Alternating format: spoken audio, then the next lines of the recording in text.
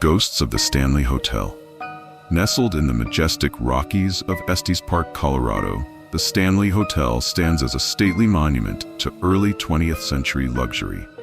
Its grand architecture, sweeping views, and rich history make it a popular destination for travelers, but there's an eerie side to this stunning hotel that many visitors never expect.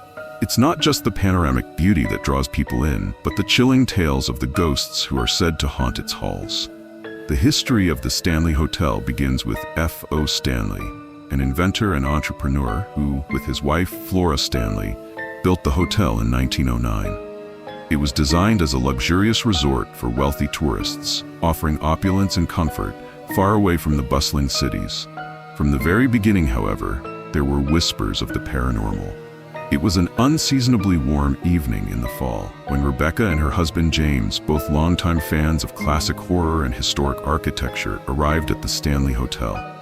They had long heard about the eerie stories surrounding the hotel, but it was only after seeing the hotel's towering structure against the backdrop of the sunset that they felt the gravity of its history.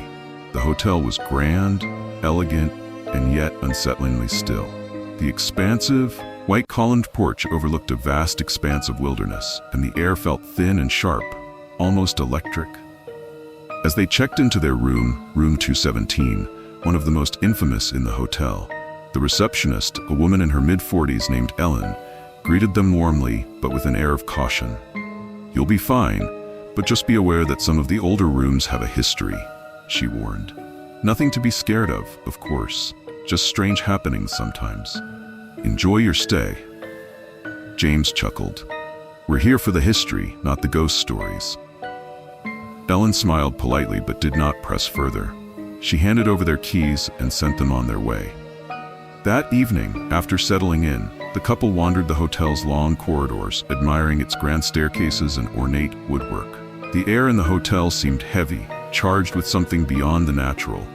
There were moments when they would stop in front of a door or window, feeling inexplicably drawn to it, only to move along quickly, trying to shake off the sensation.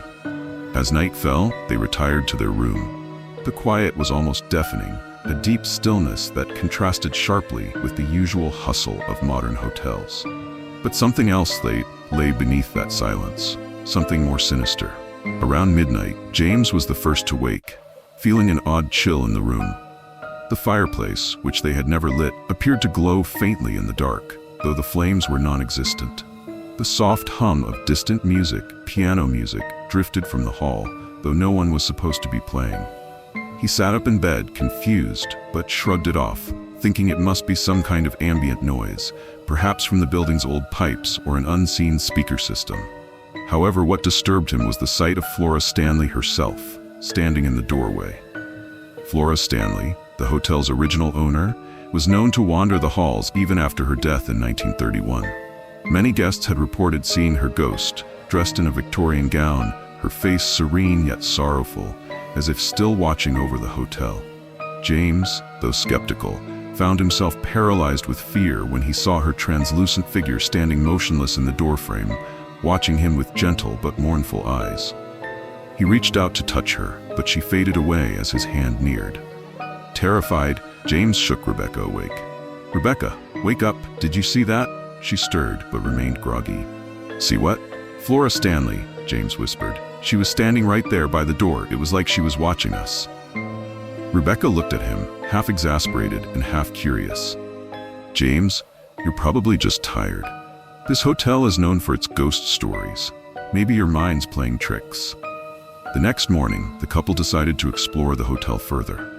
After breakfast in the grand dining room, they wandered down to the basement where the hotel's original ballroom and a small, dimly lit lounge area were located. As they descended, they heard faint strains of piano music, delicate, elegant, and haunting. "Sounds like someone is playing," Rebecca remarked, her voice hushed. The sound was unmistakable, though the room they were walking toward was empty. The door creaked open to reveal nothing but shadows and dust, and the music, which had been so clear a moment ago, suddenly stopped. Rebecca stepped into the room, but the eerie feeling persisted. "Did you feel that?" she asked, her voice trembling slightly. James, more skeptical but equally unnerved, nodded slowly. "Let's go back upstairs." As they ascended the stairs, the couple found themselves surrounded by portraits of past owners and famous guests. One portrait, however, caught Rebecca's attention. It was of F.O. Stanley, the founder, but as she studied it, the figure in the painting seemed to blink, just for a moment, before returning to its usual unblinking stare. She gasped and backed away, feeling a sudden rush of cold air sweep past them. The temperature had dropped dramatically. Rebecca clutched James's arm tightly. "I think we've overstayed our welcome," she whispered. Later that evening, as they prepared to leave the hotel, they decided to take one last walk along the second-floor balcony. The sun had dipped below the horizon, and a full moon cast long shadows across the grounds. As they approached the end of the balcony, they saw a figure standing at the far end, still and silent. It was Flora Stanley, in her flowing white gown, gazing out at the view. This time, however, she did not disappear when James moved toward her. Instead, she slowly turned her head to look directly at him, her eyes filled with sorrow and longing. "Why do you linger here?"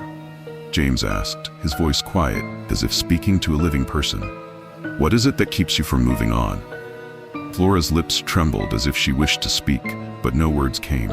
She slowly turned her gaze back to the moonlit mountains and faded into the mist. As the couple left the Stanley Hotel the next morning, they couldn't help but feel that something had shifted within them. Whether it was the spirits of the hotel's past or the undeniable pull of its rich, haunted history, they knew that they had experienced something beyond the ordinary. Though the Stanley Hotel remains a luxurious destination for visitors, it is also a place where the past and the present intertwine. Ghosts like F.O. Stanley and Flora Stanley still wander its halls, keeping an eternal vigil over their hotel. The echoes of piano music, unexplained cold spots, and ghostly apparitions are reminders of the spirits that call this grand, haunted hotel home. Some guests may visit for the luxury and breathtaking views. Others may leave with something far more unsettling, a memory of a brush with the other side. If you like the story and facts, please like, share, and subscribe. It will encourage us to work more harder and bring you more true, chilling stories and facts from across the world. Thank you.